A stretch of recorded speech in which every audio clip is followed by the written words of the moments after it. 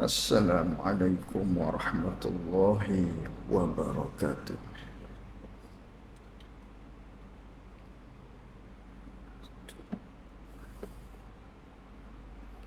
Bismillahirrahmanirrahim.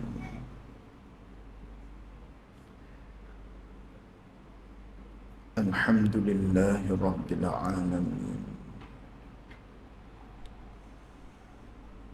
Wassalatu wassalamu ala ashrafil anbiya'i wal mursalin. Sayyidina wa maulana Muhammadin sallallahu alaihi wasallam. Allahumma arinal haqqa haqqan warzuqna ittiba'ah wa arinal batilan batilan warzuqna ijtinabah. Allahumma faqihna fid din wa 'allimna ta'wil. Allahumma nawwir qulubana bi nuri hidayatika kama nawwaltal arda bi nuri syamsika abadan abada. Bi rahmatika ya arhamar rahimin. Rabbi shrah li sadri wa yassir li amri wahlul 'uqdatam min lisani yafqahu qawli. Allahumma aftah alaina futuhal 'arifin waj'al a'malana khalisatan liwajhikal karim. Allahumma salli wa sallim ala sayyidina wa maulana Muhammad. Kita pedoman sembahyang berjamaah.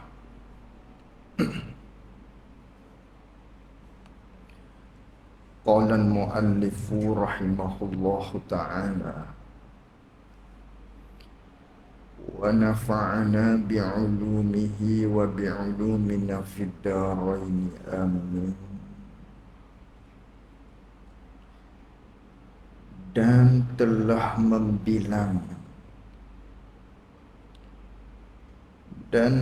membilang salaf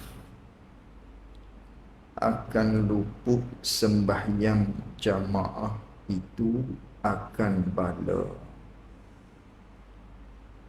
Qala al-musannifu rahimahullahu ta'ala, kata pengarang rahimahullahu ta'ala, dan telah membilang, yakni telah mengira-ngira, telah beranggapan, membilang, telah beranggapanlah oleh salaf, yakni salafus soleh. Salaf maknanya orang-orang yang dulu-dulu, itu salaf. Soleh, orang-orang yang dulu-dulu hak baik, hak soleh. Jadi salafus soleh ni, siapakah salafus soleh? Muka surat 3, kalau kita Rumi muka surat Jawi 3, baris yang ke 9 daripada atas. Baris yang ke 9 daripada atas. Dan telah membilang oleh salaf. Jadi salaf-salaf ni ialah mereka-mereka yang hidup 300 tahun daripada Nabi sallallahu alaihi wasallam. Tu namanya puak-puak salaf. Salaf Imam Syafi'i salaf, Imam Hambali salaf, Imam Ahmad bin Hanbal, Imam Malik salaf, Imam Hambali salaf.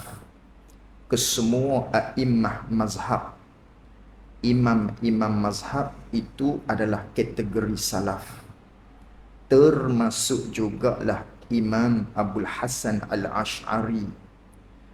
Di dalam pegangan mazhab kita berjalan di atas jalanan Imam Abu Hasan Ash'ari, ataupun dikenali kita ni sebagai Asy'ariyah. Yang mana apabila disebutkan ahli sunnah wal jamaah, itu maksudnya adalah mereka-mereka yang mana pegangan mereka selari dengan pegangan yang telah disebutkan ataupun yang telah ditulis, dikemaskini oleh Imam Abu Hasan Asy'ari dan juga Imam Abu Mansur Maturidi, yang itulah akidah Nabi kita Muhammad sallallahu alaihi wasallam. Itu nama salaf. Jadi salaf ni kesemua bagi imam-imam mazhab. Siapa salaf? Salafus soleh ni ialah mereka yang hidup 300 tahun daripada Nabi kita sallallahu alaihi wasallam, itu dinamakan salaf. Orang-orang dulu-dulu yang mana terdapat hadis Nabi sallallahu alaihi wasallam yang Nabi kata khairul qurun qarni. Sebaik-baik kurun tu kata Nabi sallallahu alaihi wasallam ialah kurun aku. Kurun Nabi sallallahu alaihi wasallam bersama dengan sahabat-sahabat. Itu kurun yang pertama. Kurun Nabi kita sallallahu alaihi wasallam itulah zaman hak paling baik sekali. Khairul qurun. Lalu kata Nabi sallallahu alaihi wasallam lagi, summal ladzina yalunahum. Selepas daripada tu ialah kurun hak mereka-mereka yang mengiringi daripada kurun aku. Kurun hak selepas daripada kurun aku. Siapa kurun hak selepas daripada kurun Nabi, kurun sahabat? Iaitulah para tabi'in. Mereka-mereka yang bertemu dengan sahabat Nabi sallallahu alaihi wasallam, yang tidak bertemu dengan Nabi sallallahu alaihi wasallam. Itu kurun tabi'in. Orang hak bersempat dengan sahabat tapi dia tidak sempat dengan Nabi sallallahu alaihi wasallam. Itu kurun yang kedua, sebaik-baik kurun kata Rasulullah. Lalu Nabi sabda lagi, summal ladzina yalunahum. Selepas daripada kurun mereka hak dikatakan tabi'in tadi, kurun yang kedua, selepas daripada tu hak kurun hak sebaik-baik ialah kurun hak selepas daripada tabi'in tadi, yang disebutkan dengan kurun tabi'in. Mereka hak sempat bertemu dengan tabi'in, itu dikatakan tabi'in. Kurun yang ketiga. Maknanya tiap-tiap kurun, satu kurun tu 100 tahun. Kurun Nabi, kurun sahabat 100 tahun. Kurun tabi'i 100 tahun. Kurun tabi'i 100 tahun. Maka jumlahnya 300 tahun. Maka dalam 300 tahun ni lah kurun hak sebaik-baik kata Nabi kita sallallahu alaihi wasallam. Walaupun ada pandangan yang kata kurun salaf ni 500. Ada pendapat hak kata 500. Tapi dalam hadis ni sebut 300. 3 kurun, maknanya 300 tahun. Ini disebutkan dengan kurun salaf. Kurun salafus soleh. Kurun hak dipuji oleh Nabi sallallahu alaihi wasallam dengan kata sebaik-baik kurun. Inilah kurun hak sebaik-baik. Adapun kita hak 1500 tahun lebih dah ni daripada Nabi sallallahu alaihi wasallam. Pada adatnya kita ni ialah boleh kita kata pada adat. Boleh kita kata pada adat dengan bahawa kita ni boleh jadi berada pada syarrul qurun. Apa? Iaitu pada kurun hak tak berapa nak comel dah. Sebab apa tak berapa comel? Jauh dah kita daripada Nabi sallallahu alaihi wasallam. Hak dekat dengan kitanya apa boleh jadinya? Hak dekat dengan kitanya dengan kemunculan Dajjal. Kurun kita ni kurun hak dekat dengan Dajjal dah. Lalu tu munahasabah lah kurun kita ni. Tak berapa nak sedap dah lah. Tak berapa nak sedap dah sebab kita ni bukan dekat dengan Nabi dah kurun kita ni. Kurun hak dekat dengan kemunculan Dajjal dengan akhir zaman. Yang mana kita di zaman ini kebanyakan daripada kitanya rela menukar dunia dengan akhirat. Rela ke situ dah. Bukan kata banyak hak cari akhirat dah kurun kita ni. Kurun kita ni ramai hak cari dunia tinggal akhirat. Kurun hak ramanya yang kita ni ialah meninggalkan, membelakangkan hukum agama Allah Subhanahu wa taala. Nauzubillah. Ni kita. Tapi walaupun kita ni jauh daripada Nabi sallallahu alaihi wasallam, kurun yang jauh daripada Nabi sallallahu alaihi wasallam, tapi kita masuk dalam pujian Nabi sallallahu alaihi wasallam. Masih masuk dalam pujian Rasul sallallahu alaihi wasallam. Yang mana Nabi kata, tuba liman ra'ani wa amana bi. Nabi sallallahu alaihi wasallam kata beruntunglah,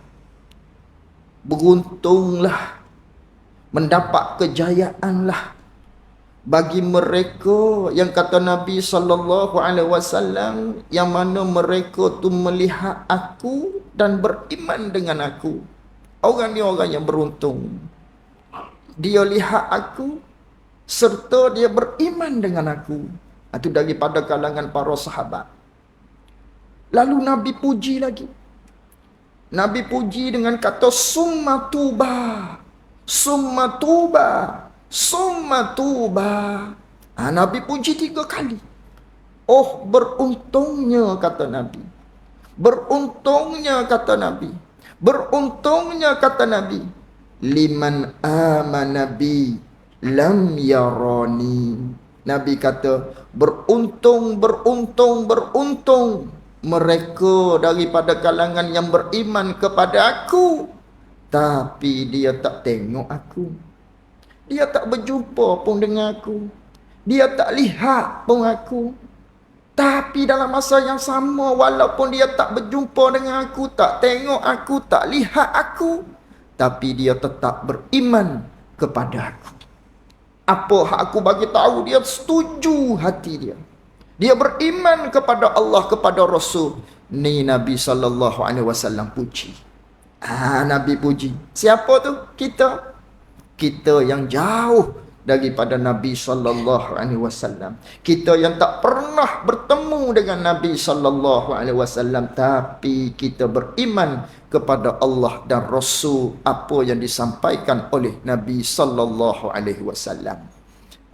Dalam riwayat yang lain Nabi kata, ya'ti 'alan nas zamanus sabiru fihim 'ala dinih kal qabidi 'alal jamri.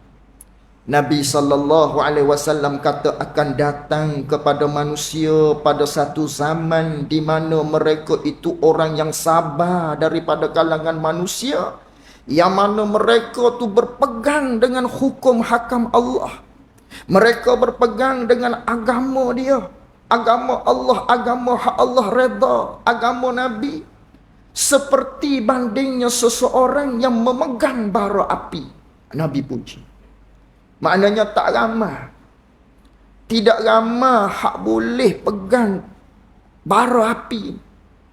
Bara api kalau kita pegang, panas maklumlah.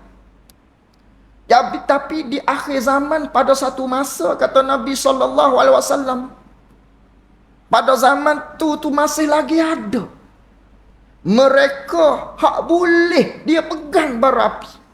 Maka orang ni beruntung. Beruntung dengan syurga Allah Subhanahu wa ta'ala. Tu Nabi puji mereka-mereka hak hidup di akhir zaman. Tapi tak namalah kita tu salah. Salaf-salaf ni mereka yang hidup pada zaman 300 tahun daripada Nabi sallallahu alaihi wasallam. Itu kurun ataupun zaman ataupun tahun yang sebaik-baik yang telah disebutkan oleh Nabi kita sallallahu alaihi wasallam. Itu salaf. Bila sebut salah, itulah salaf. Baik. Jadi segala imam-imam mazhab itu adalah salaf. Kita bermazhab dengan mazhab Imam Syafi'i, maka kita ikut salaf. Itu kita ikut salaf. Ikut Nabi sallallahu alaihi wasallam. Baik.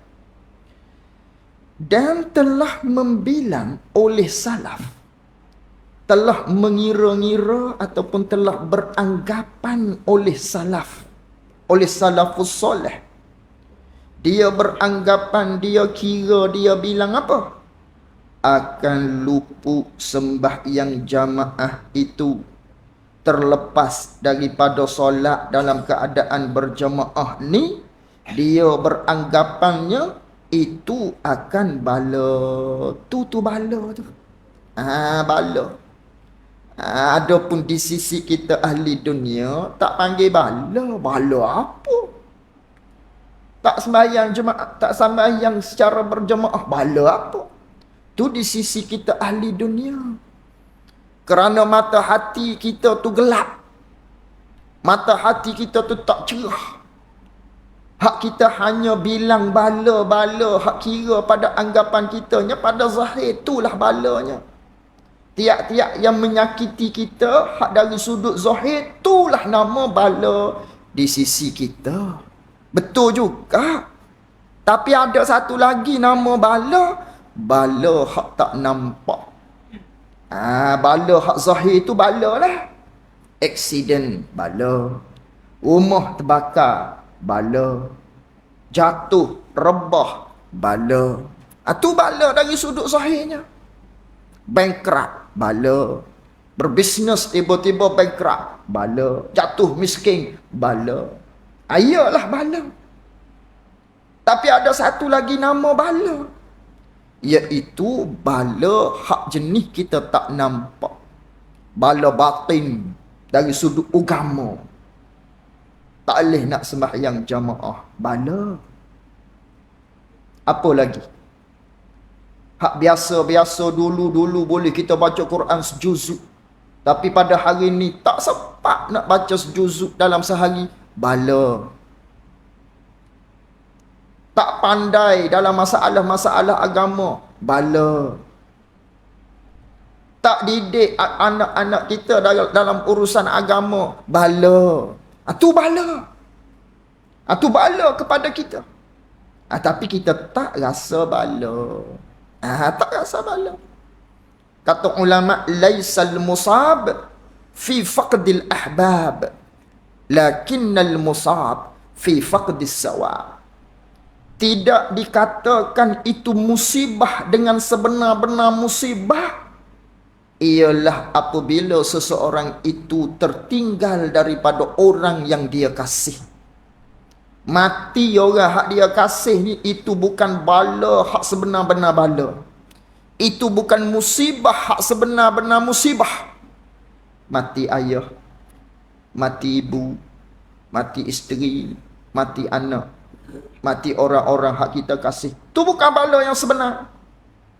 Lakin hak sebenar bala, hak sebenar musibah, ialah seseorang itu tertinggal daripada kebaikan. Itu namanya bala hak sebenar-benar. Tak boleh nak buat baik. Tak boleh nak rebut benda hak Allah Ta'ala kata ni kebajikan bagi kamu, tiba-tiba kita tak boleh nak buat. Tertegah diri kita daripada nak buat perkara tu. Itulah nama bala hak sebenar-benar bala. Hak perlu kita fikir. Hak perlu kita munahasabah diri kita. Hak perlu kita hisap diri kita. Hak perlu kita renung diri kita. Sebab apa jadi begitu? Nak berjemaah tak sempat, nak baca Quran tak sempat, Nak sembahyang sunat tak sempat. Itu mungkin daripada kerana dosa-dosa kita. Dosa kita. Dosa kita hak menebar di hati kita itulah yang menyebabkan kita tertegah daripada nak buat kebaikan-kebaikan. Dosa kita lah yang menyebabkan kita tadi tertegah kita daripada nak buat kebaikan. Tak masuk cahaya daripada Allah sebab hati kita penuh dengan kegelapan, penuh dengan gelap. Tu bala. Ni di sini maknanya kata salaf, mereka beranggapan bahawa kita terlepas daripada sembahyang secara berjemaah tu adalah bala, itulah musibah. Lalu tu dia nak cerita kepada kita.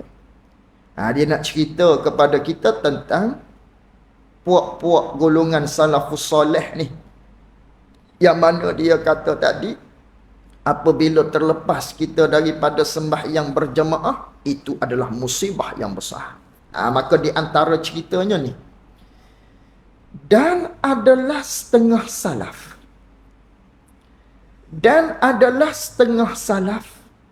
setengah daripada ulama-ulama salaf, orang-orang salafus soleh yang tidak ditentukan siapakah, adalah setengah daripada mereka itu salaf. Keluar ia setengah daripada salaf tadi. Dia tu keluar pergi ke kebun tama bagi setengah-setengah salaf tadi. Dia pergi bekerja lah. Salaf pun bekerja juga. Orang-orang dulu pun bekerja juga. Ada kebun dan sebagainya, bekerja, berternak dan sebagainya. Ada kerja masing-masing. Tapi kerja ni tidak menjadikan mereka itu lalai daripada Allah. Ni ulama-ulama dulu. Orang-orang dulu, orang-orang hak hidup di zaman hak Nabi puji. Ni salafus soleh. Jadi ada bagi mereka, apabila mereka tu pergi ke kebun tama milik dia, Kemudian dengan maknanya apabila dia pergi di kebun tama tu, kemudian setelah daripada tu balik yakni pulang ia salafus soleh tadi, hak pergi ke kebun tama milik dia tadi, untuk buat kerja-kerjanya, untuk kehidupan seharian dia. Tiba-tiba apabila dia pulang ke rumah dia setelah daripada dia bekerja tadi, pergi ke kebun tama tu, tiba-tiba manusia sudah sembahyang asar. Pulang daripada kerja, pulang daripada kebun tama dia, tengok-tengok, orang siap sudah sembahyang asar. Habis dah orang sembahyang asar secara berjemaah. Maka mengucap ia salafus soleh tadi tu, hak tertinggal daripada sembahyang berjemaah asar ni, dia kata inna lillahi wa inna ilaihi raji'un. Dia kata begitu. Ni dia panggil lafaz taraji' ataupun istirja'. Lafaz istirja' itu ialah inna lillahi wa inna ilaihi raji'un. Kalau sebut hauqalah, la haula wa la quwwata illa billah. Kalau sebut takbir, Allahu akbar. Tahmid, alhamdulillah. Tahlil, la ilaha illallah. Itu nama dia. Ini taraji'. Taraji' ataupun istirja'. Inna lillahi wa inna ilaihi raji'un. Bila kata perkataan inna lillahi wa inna ilaihi raji'un ni sunat? Bila hukum sunat kata begini? Apabila ditimpa bala. Bukan mati saja kata inna lillahi wa inna ilaihi raji'un. Tiap-tiap perkara hak menyakiti hati kita itulah nama musibah, ujian. Maka apabila benda tu ialah ujian musibah, sunat kita kata inna lillahi wa inna ilaihi raji'un. Mati lampu. Sunat kata inna lillahi wa inna ilaihi raji'un. Jatuh rebah, inna lillahi wa inna ilaihi raji'un. Tiap-tiap perkara musibah, sunat kata inna lillahi wa inna ilaihi raji'un. Bukan hanya tertentu kepada dengan kematian saja sunat kata, tidak. Bukan begitu. Baik. Jadi dia pun kata inna lillahi wa inna ilaihi raji'un. Luput dah aku sembahyang jemaah ini. Itu. Manakala dia balik daripada kerja dia, daripada kebun tadi, tengok-tengok orang dah selesai dah sembahyang asar berjemaah, dia pun kata inna lillahi wa inna ilaihi raji'un. Luput dah, habis dah orang daripada sembahyang berjemaah ni. Tinggal dah, terlepas dah aku ni daripada sembahyang jemaah ni. Lalu tu, maka ia pun jadikan kebunnya, kebun hak milik dia tadi tu. Dia jadikan kebun dia tadi tu sedekah. Kata setengah, jadikan wakaf kepada miskin-miskin, ganti kerugiannya, kerugian yang dia tadi itu terlepas daripada sembahyang asar. Oleh kerana sembahyang asar dalam keadaan berjemaah tu dia tak sempat sebab kebun ni, kebun tamar dia ni, jadi dia nak ganti daripada sesalan hati dia akibat daripada tak sempat nak berjemaah di sembahyang asar tu. Dia ganti dengan dia sedekah ataupun dia wakafkan kebun-kebun dia tadi. Ni salafus soleh. Nak cerita kata kepada kita betapa mementingkan mereka itu, generasi-generasi awal dulu terhadap sembahyang berjemaah. Dan nak menceritakan kepada kita juga, kerja dunia ni tidak ada di dalam hati dia. Tak ada. Tak ada dalam hati dia urusan-urusan dunia ni. Bukan kata jadi sayang pada harta, jadi sayang nak bagi, tak dia. Tiap-tiap perkara, kalau perkara tu menyebabkan dia lalai daripada Allah, dia buang habis. Ini salafus soleh. Ini menjadi iktibar kepada kita untuk kita buat fikir dia. Begitu. Baik. Kita sekarang tak ni.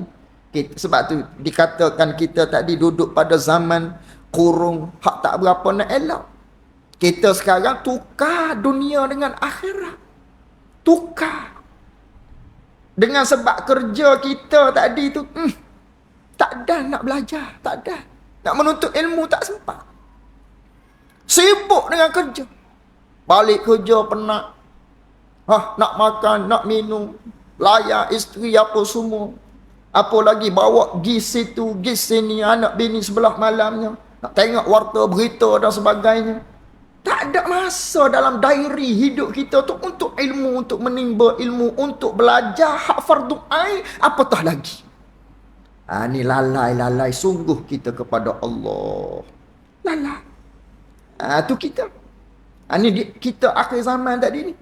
Tidak sebagaimana mereka salafus soleh. Tak sama. Begitu. Baik. Azan.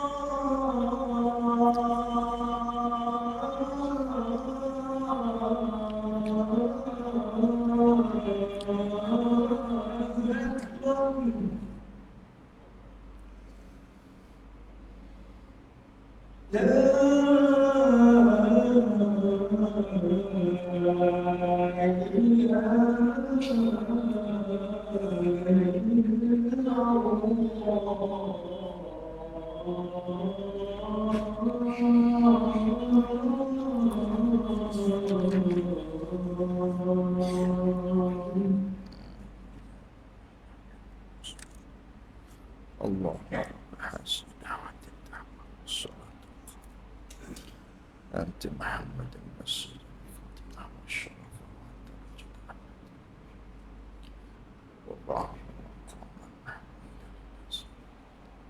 innaka la tufifu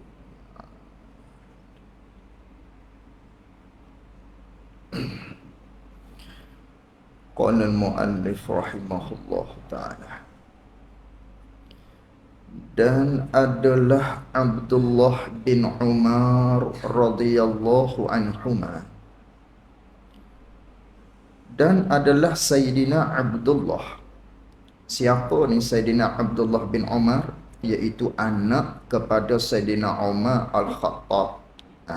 Anak kepada Sayyidina Umar Al-Khattab. Antara sahabat Nabi sallallahu alaihi wasallam yang paling warak sekali. Salah seorang daripada sahabat Nabi. Sahabat Nabi itu pula salah seorang daripada hak paling warak. Antara yang paling warak daripada kalangan para sahabat Nabi itu ialah anak kepada Sayyidina Umar Al-Khattab, iaitu Abdullah. Jadi katanya, dan adalah Sayyidina Abdullah bin Umar radhiyallahu anhuma lupu jamaah sembahyang Isyak. Lupu sembahyang jamaah Isyak, bukan lupu sembahyang berjamaah tu. Pada satu ketika tu terlepas beliau daripada sembahyang Isyak secara berjamaah. Lalu tu maka sembahyang ia Sayyidina Abdullah bin Umar Al-Khattab radhiyallahu anhuma pada malam itu, pada malam hak dia terlepas daripada sembahyang berjamaah Isyak tadi tu. Pada malam tu dia sembahyang, yakni sembahyang sunat hingga naik fajar sampai pada subuh. Allah. Apa ni nak menceritakan kepada kita besarnya sembahyang, nilai kedudukan pada hati mereka ini, para sahabat ataupun puak-puak daripada golongan-golongan salafus soleh, orang-orang dulu. Mereka menilai besar sembahyang berjemaah ni, hingga kan kalau terlepas demikian mereka ganti. Kalau hak tadi, kebun-kebun dia tadi, semua dia wakaf. Dia wakaf habis. Kerana berjemaah pada sembahyang tu tidak ada bandingan dia. Begitu juga sahabat Nabi SAW. Di antaranya di sini ialah Sayyidina Abdullah bin Umar Al-Khattab radhiyallahu anhu. Pada satu ketika dia tertinggal, terlepas. Tak sempat nak sembahyang berjemaah Isyak pada malamnya. Ganti daripada tu, akibat daripada tak sembahyang berjemaah Isyak tadi tu, dia kira kambus dengan sembahyang sunat tanpa henti sampailah kepada subuh. Sampai subuh. Sembahyang sunat, sembahyang, pas solat, bangun, pas 2 rakaat, sembahyang lagi. Itu sembahyang sunat. Sunat apa ni? Sembahyang sunat mutlak. Sembahyang sunat mutlak lah, yang tidak ada bilangan. Sembahyang sunat mutlak ni, niatnya mudah je. Allah, aku nak sembahyang. Cukup. Kalau sembahyang fardu, kena ada qasak ta'arud ta'yin. Hak kita dah belajar dah. Kalau sembahyang sunat, sunat mutlak. Sunat mutlak ni sembahyang sunat saja-saja. Hak tidak ada hak bilangan berapa rakaat, bebas nak sembahyang berapa rakaat pun. Tak ada bilangan dia. 1,000, 2,000, 3,000 rakaat, ikut. Sembahyang bebas berapa rakaat pun. Ni.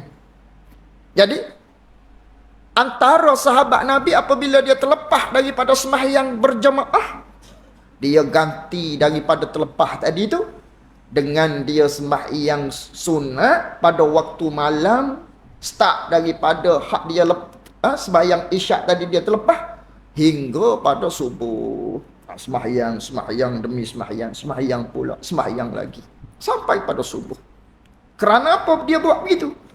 Kerana tempel ataupun tampal kerugian itu, kerugian terlepas ataupun luput jemaah sembahyang Isyak tadi. Dia ganti dengan dia sembahyang sampai kepada subuh.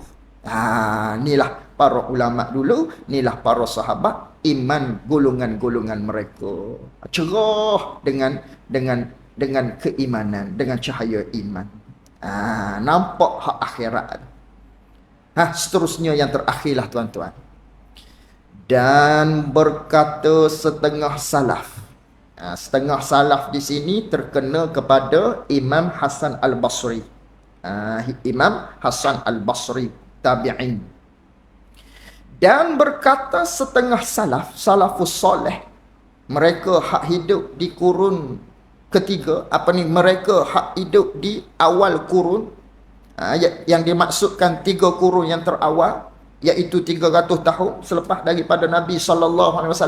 Daripada Nabi SAW itu dikatakan salaf. Jadi setengah daripada mereka tu salaf. Berkata mereka tadi, tiada meluput akan seseorang oleh sembahyang jamaah. Tidaklah terlepas seseorang itu dengan sembahyang berjamaah. Tidaklah dia tu tidak dapat solat jemaah, melainkan yang menyebabkan dia tu tinggal sembahyang berjemaah ni dengan sebab dosa yang mengena ia dosa akan seseorang. Yang menyebabkan orang tu dia tak mampu nak sembahyang secara berjemaah ni ialah kerana dosa dia. Sebab dosa dia lah orang ni terhalang daripada nak sembahyang berjemaah. Ni kata salaf, kata orang-orang dulu. Kita yang tak dapat sembahyang berjemaah ni, tak dan nak sembahyang berjemaah ni sebab dosa kita. Kerana apa sebab dosa kita?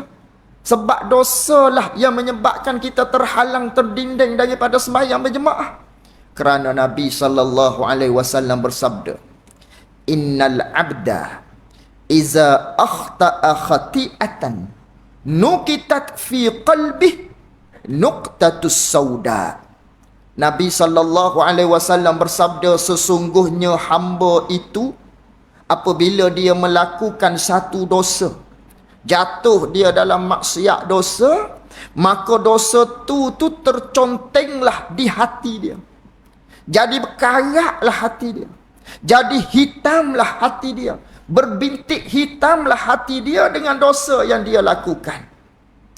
Maka dengan sebab titik hitam dosa di hati kita ni yang banyak, yang menebar hak kita tidak bertaubat kepada Allah, makin banyak titik hitam dosa, karak hingga tak nampak dah hati tadi.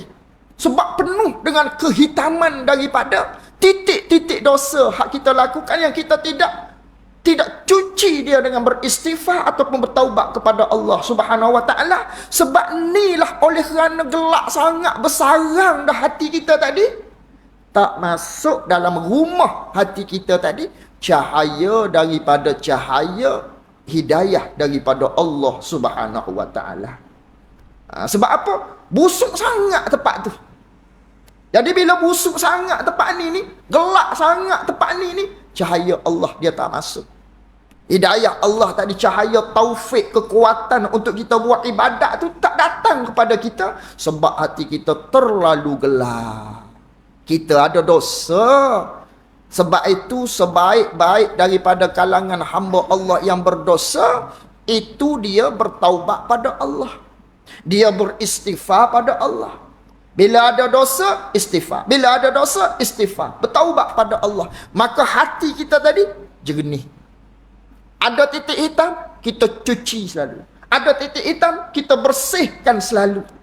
Tapi oleh kerana kita tadi tak istighfar, tak bertaubat apabila kita melakukan dosa, sebab inilah terhalang kita, terdinding kita daripada melakukan kebajikan. Antaranya daripada melakukan sembahyang secara berjamaah. Tu kita kena renung. Sebab apa aku payah nak sembahyang berjamaah? Tak jadi sama nak pergi. Nak pergi tapi tak jadi pergi tu. Tu dosa kita tu. Sebab dosa kita menebar dalam hati kita tu. Kerana apa jadi malah nak berzikir? Pegang dah tasbih, tak jadi nak berzikir. Tu sebab dosa kita tu. Kita tak istighfar tu. Sebab apa aku ni malah nak baca Quran? Sebab dosa kita tu, hati kita tebar dengan daki-daki, karat-karat tadi. Maka oleh kerana tu, banyakkan istighfar kepada Allah. Cuci dia, bersihkan dia, istighfar, taubat kepada Allah Subhanahu wa taala. Begitu. Habis kat situ. Seterusnya wallahu alam, dan adalah Abdullah bin Umar Al-Qawaririyu rahimahullahu ta'ala. Itu panjang cerita dia. Wallahu alam wa ilmuhu atam. Jazakumullahu khairal jazak. Assalamualaikum warahmatullahi wabarakatuh.